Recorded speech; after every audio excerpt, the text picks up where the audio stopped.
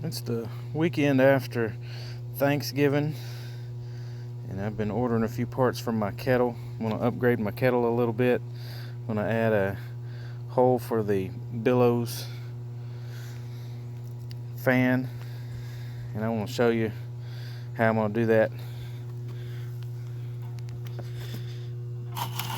I ran my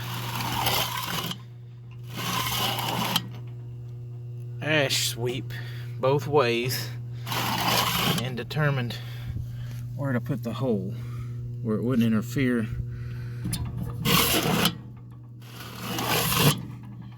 with the function of the ash sweeper.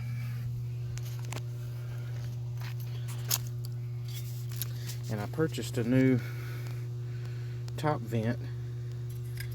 It's got a little rubber handle, so it'll be a little cooler to the touch, because this is just the standard $100 Weber kettle grill. So I'm going to take the vent off the top and replace it with this new one. It's got the Master Touch style cool handle. I'm going to take the old vent and use it for a vent for this Billows fan. And I'll show you that more later.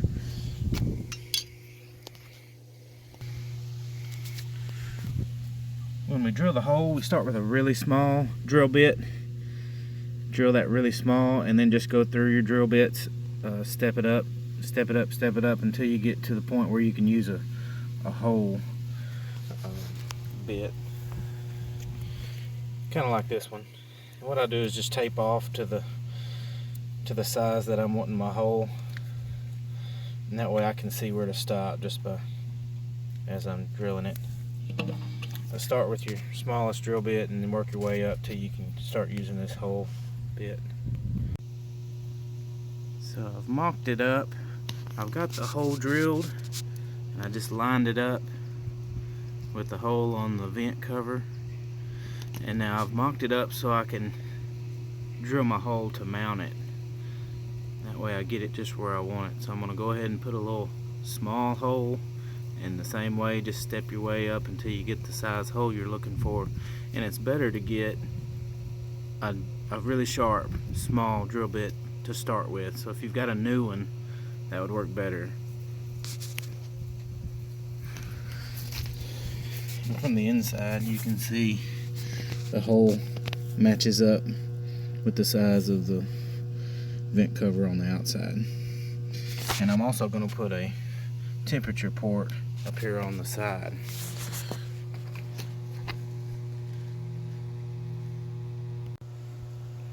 So I've got it installed. I want to show you how I do my setup. The reason I put it where I did. This is the way I normally set up my kettle for most of my cooks. I put the face in it. I put the coals on the left side, and the right side is my indirect. Occasionally I'll do coals on both sides, and I put the probe port right here. So if I do the two sides, I'll have to do front and back for the coals on two sides and food in the middle, because that probe port I think is rated to 600 degrees, and it's possible you could damage that silicone port with high heat with the coals right on top of it. So I'll have to watch that and not put bank coals on that side, but if I do, I'll just do the front and back for a cook like that. So another bonus of this, when you're getting your chimney started, fan's blowing right under it. I'm gonna get it going real quick. So I put a pork butt on to give this setup a try. I put it on about 2 hours ago. I had started the coals way too hot, so it took a while for them to come down. I got them down to 255, and then I turned the fan on, set it at 250, and I just cracked the top vent, which I have it closed now because it's shot up.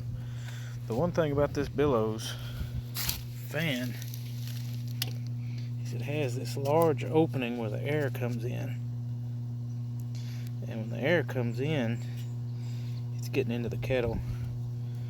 It causes your temperature to rise. But you can put that silicone plug back on close that off manually.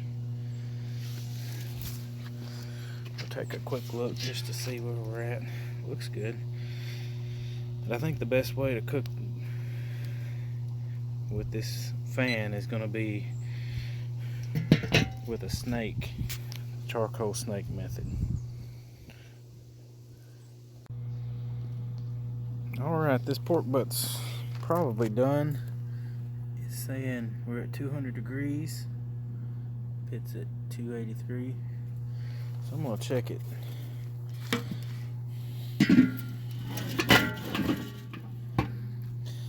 I had to add a few more briquettes just to keep the pit up to temperature there the last hour.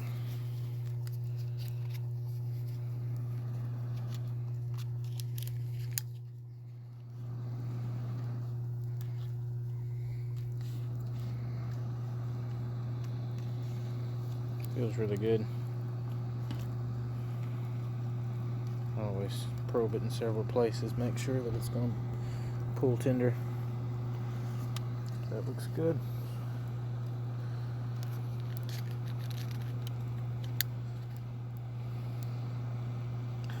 Once the pit stabilized out, it stayed steady at the set temperature for several hours.